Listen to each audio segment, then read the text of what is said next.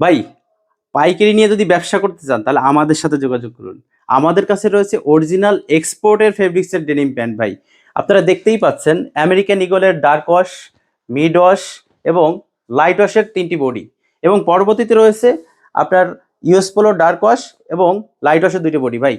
Original cotton এবং cross ডেনিমের সমন্বয়ে এই প্যান্টগুলো ভাই।